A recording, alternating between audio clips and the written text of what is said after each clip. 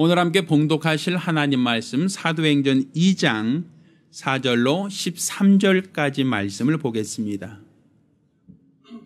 오늘 함께 봉독하실 하나님 말씀 사도행전 2장 4절로 13절까지 말씀을 교독하겠습니다. 저희가 다 성령의 충만함을 받고 성령이 말하게 하심을 따라 다른 방언으로 말하기를 시작하니라.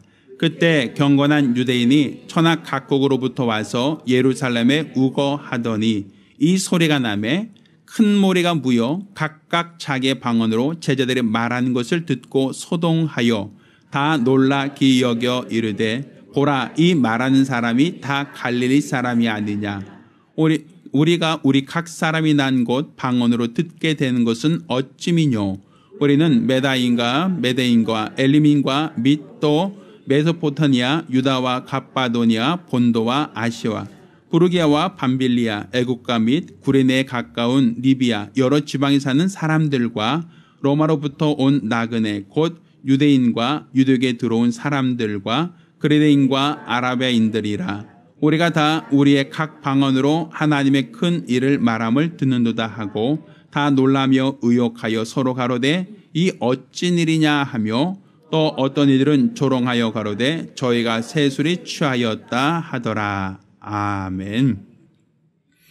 자, 오늘은 방언으로 말하기를 시작하니라 라는 제목으로 하나님 말씀을 함께 나누겠습니다. 하나님은 말씀으로서 자신을 나타내시는 분이십니다. 그러니까 사실 우리가 육안으로 하나님을 볼 수는 없습니다. 누가 나에게 목사님 하나님 믿으세요? 그러면 하나님 좀 보여주세요 라고 저에게 요구한다면 사실 저는 그 사람에게 하나님을 보여주거나 하나님을 만지게 하거나 감각시켜줄 능력이 없습니다. 이것은 목사 제 개인의 능력이 없어서가 아니라 지금까지 하나님은 자신을 눈에 보이거나 감각하는 대상으로 자신을 드러내지 않으셨기에 우리는 하나님을 우리 인간의 감각을 통하여 믿을 수는 없습니다. 그렇지만 하나님은 하나님 자신을 우리에게 어떻게 나타나셨는가 하면 항상 말씀을 통해서 자신을 드러내셨다는 겁니다. 우린 그것을 계시의 신앙이라고 얘기합니다. 하나님이 말씀으로 자신을 나타내셨다는 것은 우리 눈에 보이는 하늘과 땅과 모든 만물들이 우연히 생긴 것이 아니라 다 하나님의 말씀으로 지은졌다, 창조되었다라고 성경은 우리에게 가르치고 있습니다. 그러니까 하늘도 땅도 그 가운데 있는 모든 만유도 우연히 저절로 생긴 것이 아니라 모두가 하나님이 가라사대, 하나님이 말씀하시니 그렇게 되었다라고 말하는 겁니다. 또 우리 하나님께서는 이 모든 것을 말씀으로 주셨다는 것이 선지자들, 오래전 선지자들을 통하여서도 하나님은 그들에게 하나님의 뜻을 말씀으로 전하여 주셨습니다. 그래서 하나님 말씀을 받고 그 말씀을 듣고 순종한 자를 믿음이라고 하였고 또 그 말씀을 받아서 사람들에게 그 말씀을 가르치던 자를 선지자 혹은 제사장이라고 말했단 말입니다. 그러니까 하나님께서는 자신이 하실 일을 말씀으로 알리시고 그 말씀을 듣고 깨달아 순종한 자를 믿음 있다 하시고 그 말씀을 받고 그 말씀대로 행한 자가 생명을 보존하였습니다. 하나님이 노아에게 방주를 만들라고 한 말씀을 주셨기에 그는 홍수 속에서도 생명을 보존할 수 있었고 아브라함에게 본토 친척 아비집을 떠나 지시한 땅으로 가라는 말씀을 주셨기에 그가 말씀에 순종함으로 믿음의 조상이 될 수 있었습니다. 또한 소돔과 고모라를 멸하실 때도 하나님께서 소활성으로 피하라고 하는 말씀을 주셨고 그 말씀에 순종한 가정만이 생명을 보존할 수 있었습니다. 이렇게 하나님은 장차 이루실 일들을 무엇으로? 말씀을 통해서 알리시고 말씀을 통해서 깨닫게 하시고 말씀을 듣고 순종한 자를 하나님이 의롭다, 믿음 있다라고 인정하신다는 얘기입니다. 이렇게 하나님은 자신을 눈으로 보이는 대상이 아니라 말씀을 통해서 나타나시는 분이시기 때문에 하나님이 인간을 만드실 때 인간에게 언어라는 능력을 주신 것은 하나님의 말씀을 들을 수 있는 존재, 하나님 말씀을 깨달을 수 있는 존재, 하나님 말씀을 분별할 수 있도록 하기 위하여 인간에게 언어라는 능력을 주신 겁니다. 그러니까 사실 우리가 인간의 언어라는 것을 인간들 스스로의 서로가 서로에게 의사소통의 수단으로 생각을 합니다. 실제로 맞죠. 우리가 어머니가 자녀들에게 밥 먹어라 라고 얘기하죠. 빨리 일어나 학교 갈 시간 다 됐어 라고 얘기하죠. 그러니까 우리는 언어를 통하여 의사소통을 하고 언어를 통하여 상대방에게 내 생각을 전달하는 수단으로 삼습니다. 이렇게 언어라고 하는 것은 단지 생각을 전달하는 수단만이 아니라 이 언어는 지식을 전달하는 수단으로도 사용되어집니다. 학교에서 선생님들이 가르치는 것은 내가 알고 있는 것을 상대방에게 가르치고 전하려고 하는 수단이죠. 그래서 우리가 학원이나 학교를 다니면서 선생님들이 언어라는 방법을 통해서 우리에게 자신만 알고 있는, 자신이 경험하고 있는 것을 전달할 때 그것을 들음으로써 지식을 갖고 그것을 들음으로써 우리는 경험해 보지 못했던 것, 알지 못했던 사실을 깨달아 알 수 있게 됩니다.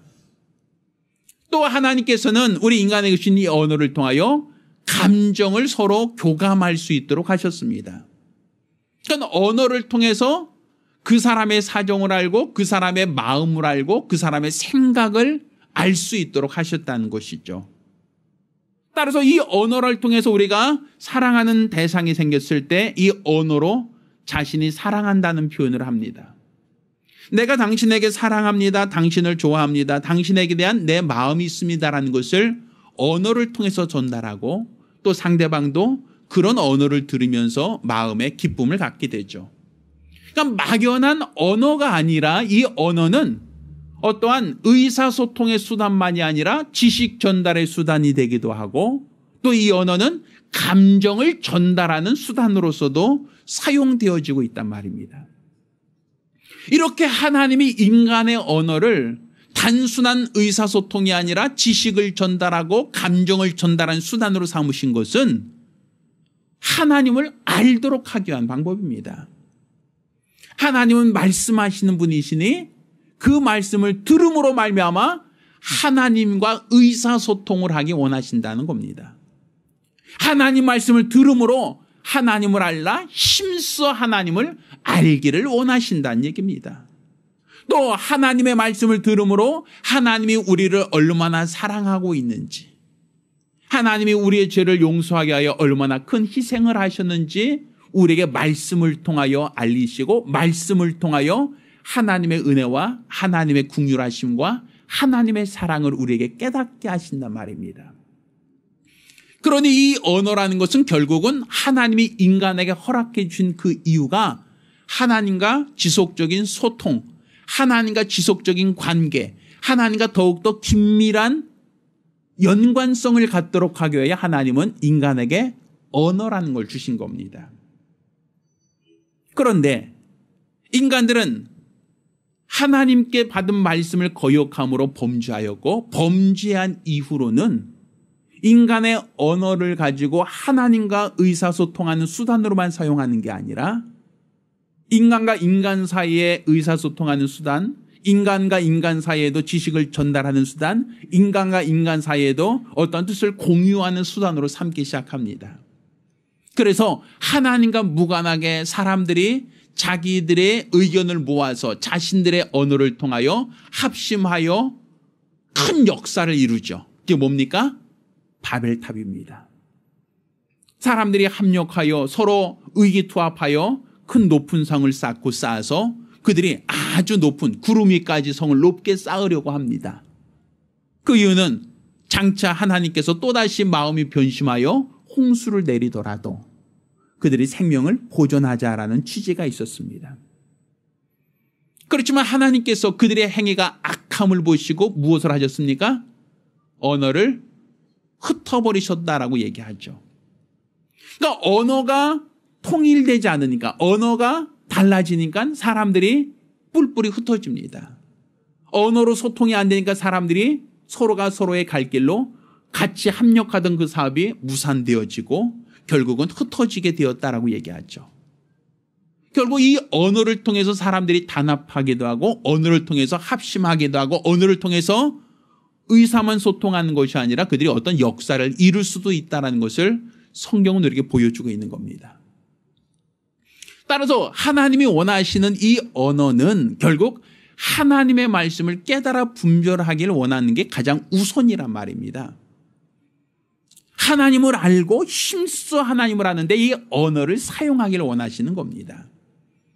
그렇지만 우리 인간은 범죄한 이후에 이 언어를 가지고 하나님을 알고 하나님을 기뻐하는 것만이 아니라 또 사람들 사이에 하나님의 은혜를 나누는 것만이 아니라 이 언어에서 축복의 말만이 아니라 부정적인 말, 죄악의 말도 나오게 되었다라고 얘기하는 것이죠.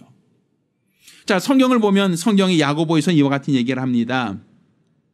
야고보서 3장 5절로 11절까지 보면 이렇게 표현하죠. 이와 같이 혀도 작은 지체로 돼 큰 것을 자랑한다. 어떻게 작은 불이 어떻게 많은 나무를 태우는가 하며 이 혀라는 것을 마치 불로서 얘기하고 이 말을 통하여 온 지체를 더럽히기도 하고 불사르기도 할 수 있다라고 한 얘기를 합니다.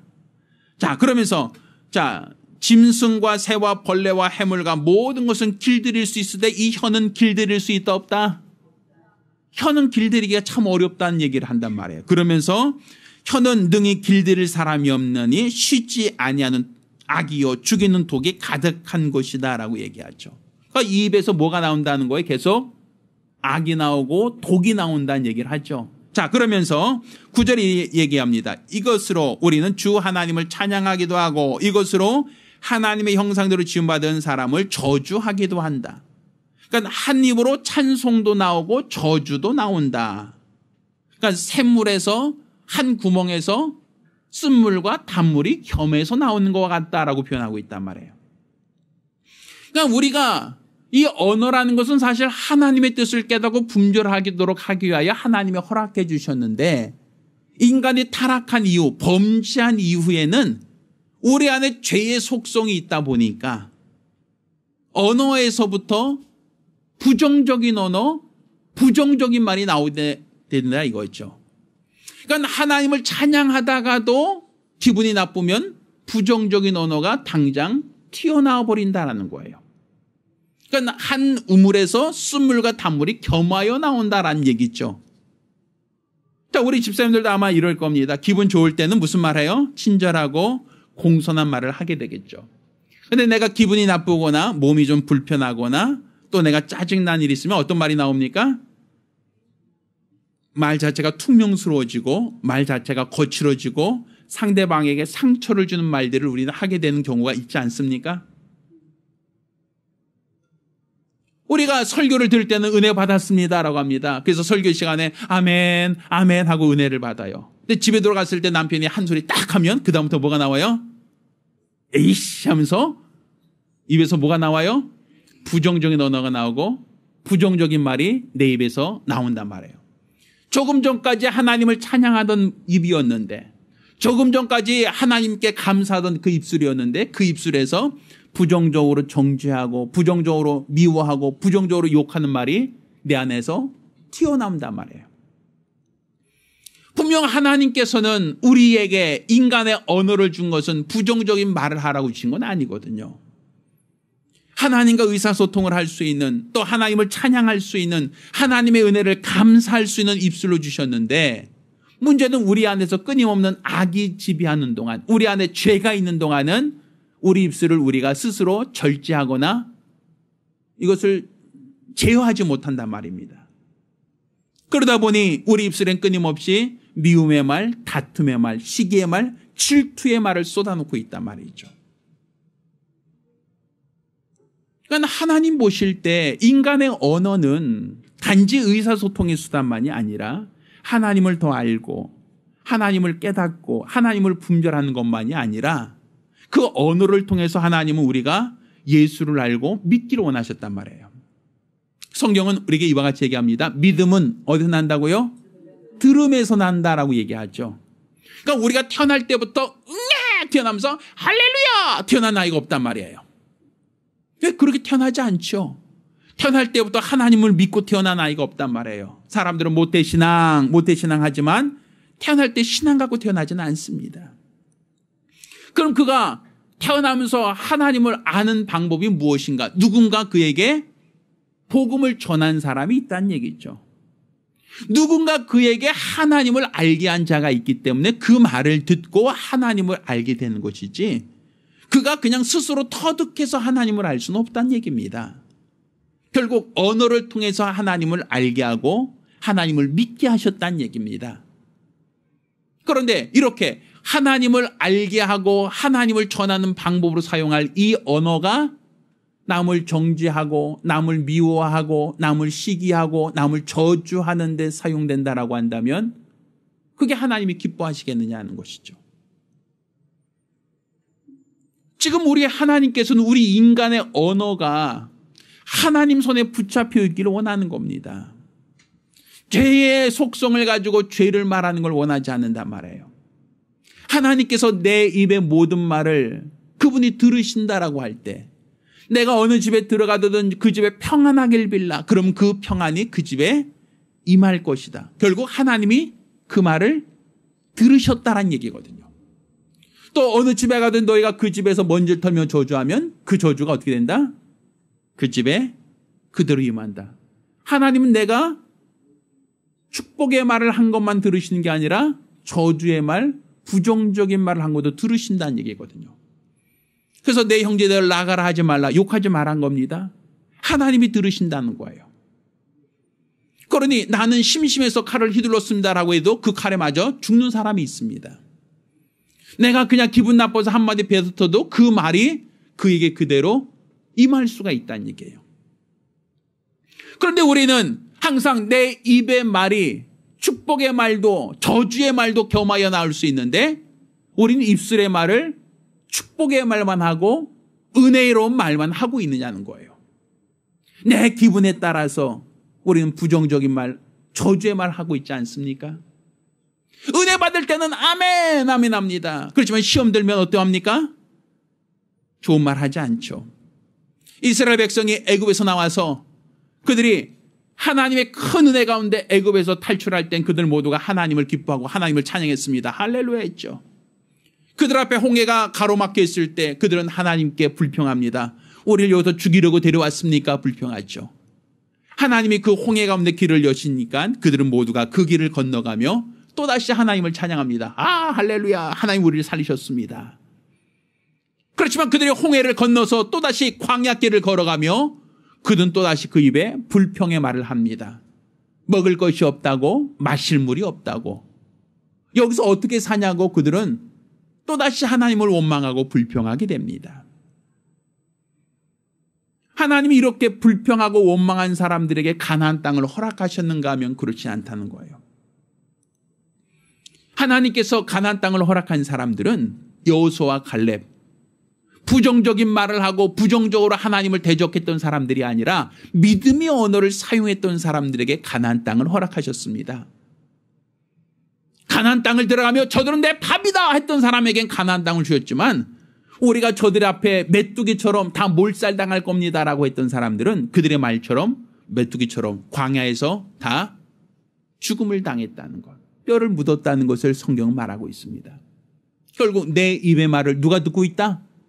하나님이 듣고 있다는 것이거든요. 그러니 하나님께서는 내 입의 말이 어떤 말을 하기 원하시겠습니까? 축복의 말이겠습니까? 저주의 말이겠습니까? 칭찬의 말이겠습니까? 험담의 말이겠습니까?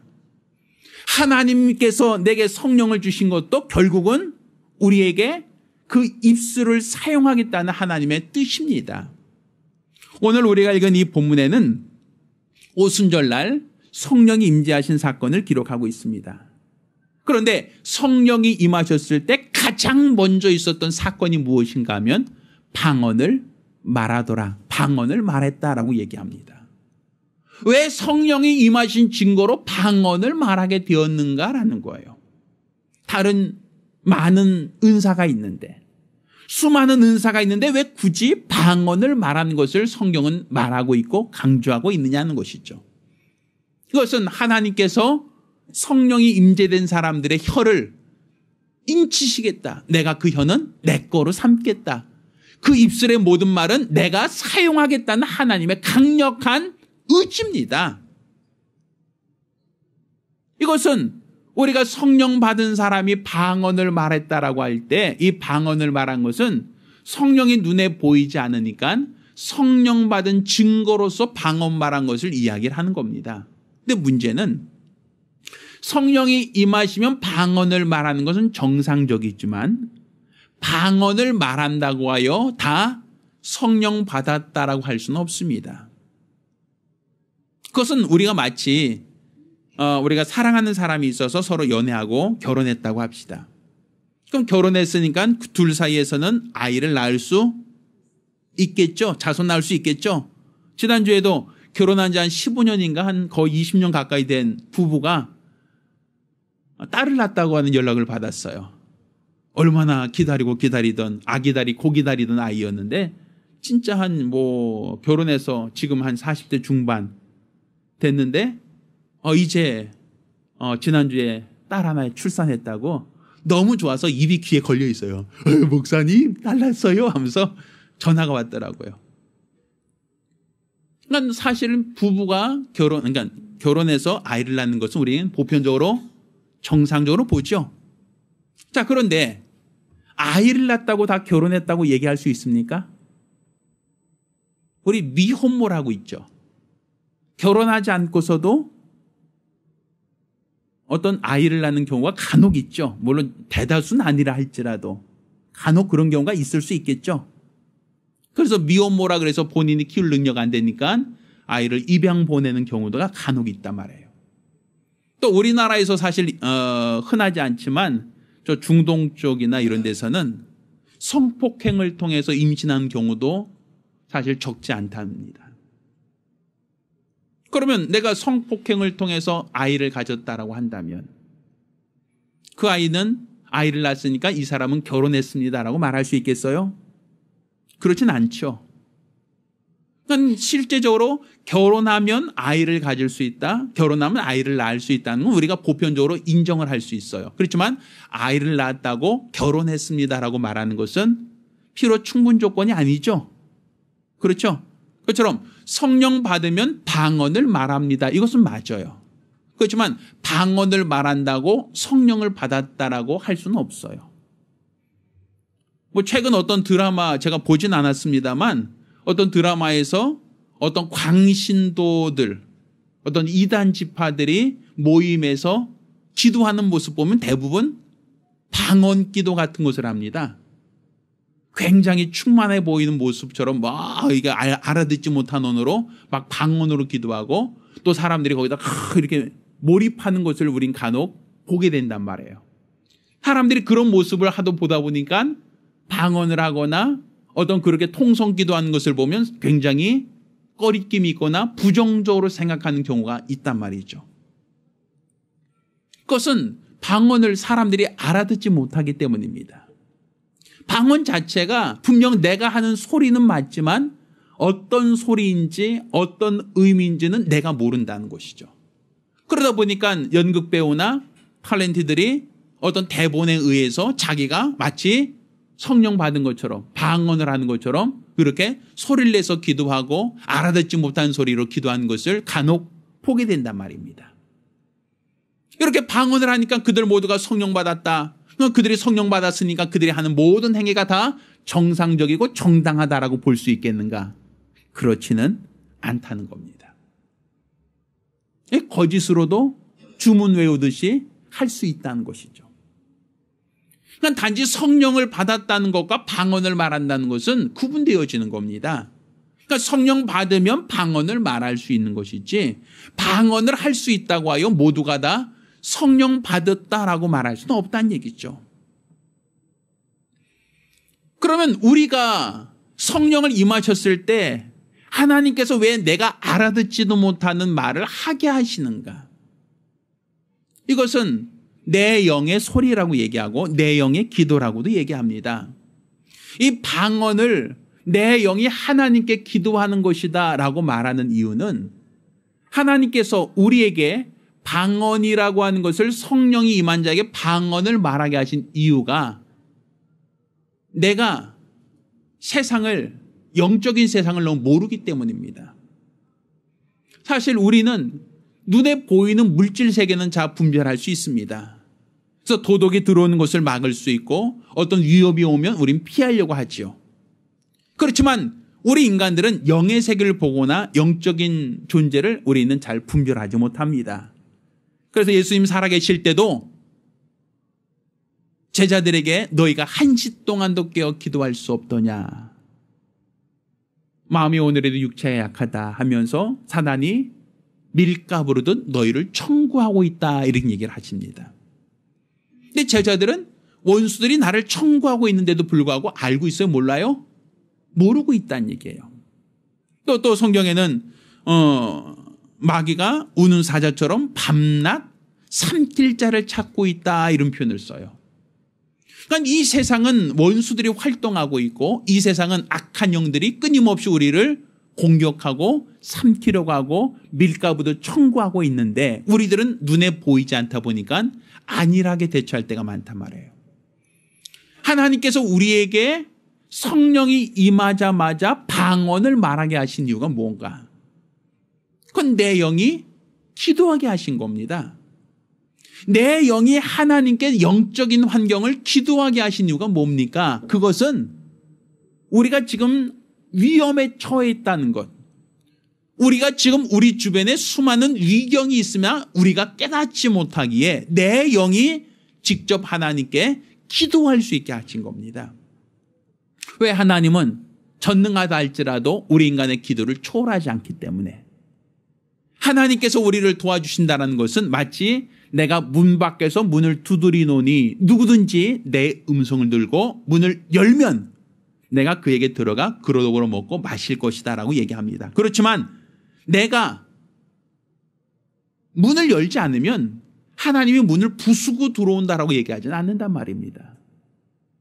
그러니까 내가 기도하면 그 기도를 들어주시고 응답하신다는 얘기예요. 그러니 하나님께서 내가 알지 못해서 기도하지 못하고 깨닫지 못해서 기도하지 못할 때 내 영은 영적인 환경을 알고 내 영이 하나님께 기도하면 하나님이 들으시고 응답하신다. 그래서 하나님은 성령이 임할 때 가장 먼저 우리에게 영으로 기도하게 하려고 방언을 말하게 하셨다라고 얘기하는 겁니다. 그래서 방언을 항상 방언으로만 얘기하지 않고 방언 기도라고 표현하는 겁니다.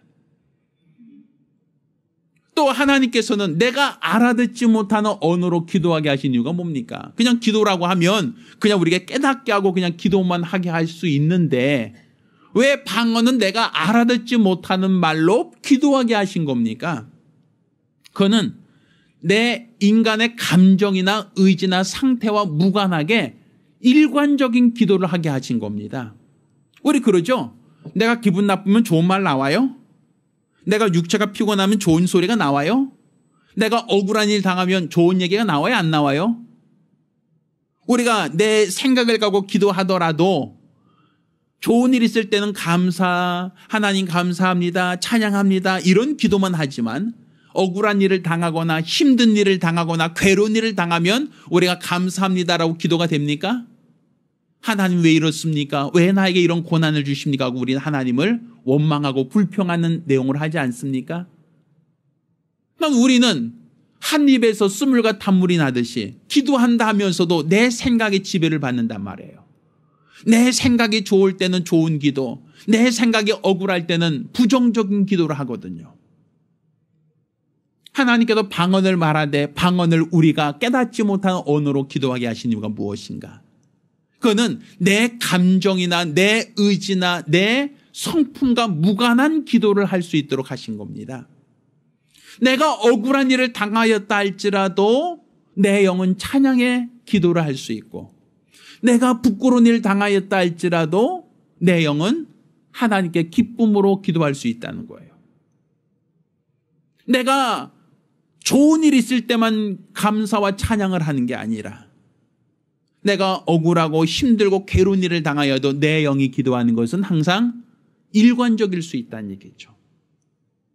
내 의지와 무관한 기도이기 때문에, 내 생각과 무관한 기도이기 때문에 내 영의 기도는 그때 가장 나에게 필요한 기도를 할 수 있다는 겁니다. 그래서 하나님은 내 언어를 사용하겠다고 내 입술을 인쳐버리신 게 바로 방언이라는 거예요. 또 하나님이 이렇게 내 입술을 주장하시는 그 이유는 성경은 성령이 너에게 임하시면 예루살렘과 온 유대와 사마리아와 땅끝까지 이르러 내 증인되리라 라고 말씀하셨어요. 그러니까 성령이 임하시면 우리를 어떻게 사용하신다? 복음 전도자로 사용하신다는 얘기죠. 그때 우리가 전해야 될 말을 하나님이 기억나게 하신다, 깨닫게 하신다라고 하셨거든요. 그러니까 내가 지금 내 입술의 말을 통하여 복음을 전하도록 하려면 결국 하나님이 그 입술을 주장하실 수밖에 없다는 거예요. 사용하셔야 된다는 것이죠. 그러니까 단지 방언을 말한다는 것은 알아듣지 못하는 소리를 냈다, 알아듣지 못한 소리로 기도한다라는 그런 의미만이 아니라 바로 하나님이 우리 인간의 언어를 하나님이 처음 인간을 만드실 때처럼 하나님을 아는 목적으로, 하나님과 교통하는 목적으로 하나님을 찬양하는 입술로 삼겠다라는 거예요. 죄악으로 말미암아 부정적인 언어, 죄악으로 말미암아 시험의 말, 아니면 남을 정죄하는 말, 남을 비방하는 말, 이런 말을 하지 않고 온전히 하나님이 내 입술을 사용하셔서 복음을 전하며 생명을 전하며 하나님의 은혜를 찬양하며 하나님께 감사하며 하나님이 기뻐하시는 그 언어를 사용하기를 원하신다. 이게 바로 성령이 임한 자에게 하나님이 방언을 말하게 하신 이유가 되는 겁니다. 지금 여러분이 성령 받았다라고 말한다면, 또 지금 여러분이 방언을 말한다라고 하신다면 여러분 방언을 얼마나 하십니까? 단지 내가 방언은 성령 받을 때 잠깐 하고 그냥 끝나버린 기도가 아니라 하나님은 내 안에 임재하신 이후에 계속 내 입술을 주장하기 원하시고 내 입술을 사용하기 원하십니다. 내 입에서 부정적인 언어가 나오는 것을 원하지 않고 내 입에서 쓴물과 단물이 겸하여 나오는 것을 그분은 기뻐하지 않으십니다. 내 입에서 생명을 전하는 그 입술, 하나님을 찬양하는 그 입술에서 비방과 저주와 불평의 말이 나오는 것을 그분이 원하지 않는단 말입니다. 마치 이스라엘 백성이 애굽에서 나와 광야에서 하나님을 시험하다가 하나님을 원망하다가 하나님을 불평하다가 결국 그들은 가나안에 들어가지 못하고 광야에서 뼈를 묻지 않았습니까? 하나님이 오늘날 우리에게 성령을 부어주신 것은 우리에게 이와 같은 부정적인 언어를 사용하지 말라는 겁니다. 부정적인 언어가 너를 망가뜨릴 수 있고 부정적인 언어가 너를 무너뜨릴 수 있기 때문입니다. 우리가 그 큰 배가 움직이는 데 있어서 그 배를 조종하는 것은 그 안에 있는 조타실에서 조타를 하지만 사실 그 조타실에서 그 조타를 움직이면 그 배 밑에 있는 키라고 얘기하죠. 키가 움직입니다. 그러니까 그 키의 방향에 따라서 그 배가 방향을 선회하고 방향을 조종할 수 있는 거라고 얘기합니다. 혀라는 것은 바로 이와 같은 키와 같다는 거예요. 내가 믿음의 언어를 사용하고 믿음의 말을 하면 그 방향은 계속 믿음의 방향으로 계속 전진해 나갈 겁니다. 그렇지만 내 입술에서 믿는다 하면서도 부정적인 언어가 나오고 부정적인 말만 한다면 그의 인생은 계속 부정적인 방향으로 치우칠 수밖에 없을 거란 얘기입니다.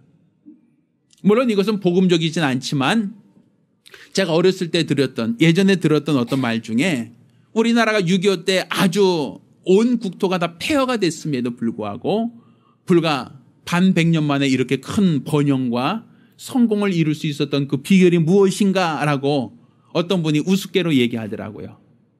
아이들이 어릴 때 하도 콧물을 질질 흘리니까 코 풀어주면서 흥해라 했더니 진짜 흥하게 됐다고.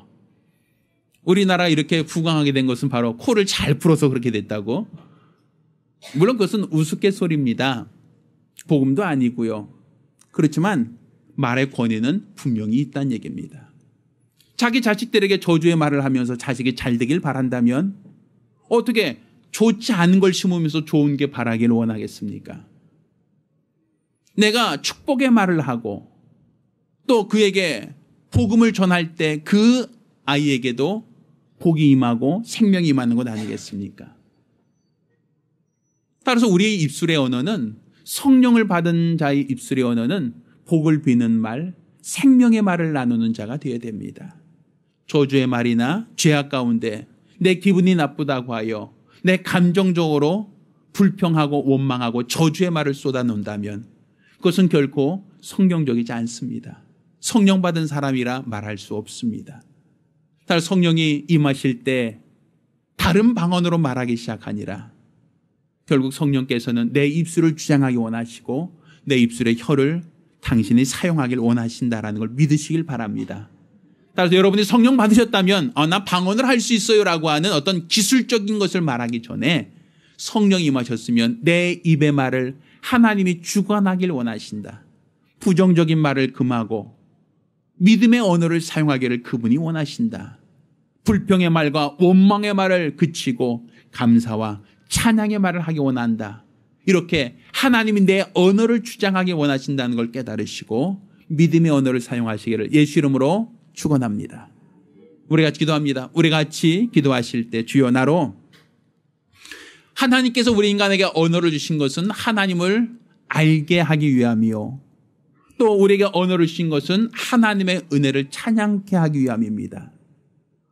범죄한 이후에 하나님을 원망하고 불평하는 것은 결코 하나님이 계획한 것도 의도한 것도 아닙니다.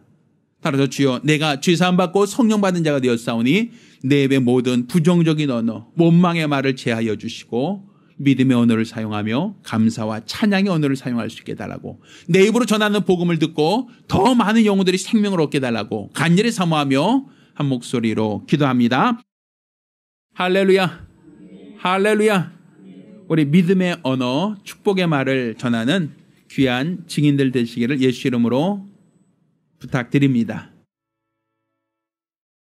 이제는 우리 주 예수 그리스도의 은혜와 아버지 하나님의 극진하신 사랑과 보혜사 성령님의 교통하시고 역사하심이 오늘 이와 같이 성령 받고 성령의 말하게 하심을 따라 복음을 전하며 믿음의 언어를 사용하며 이로써 우리 하나님의 기뻐하는 성도되기로 결심한 우리 모든 성도들과 가정들 위해 이제로부터 영원까지 함께 있을지어다.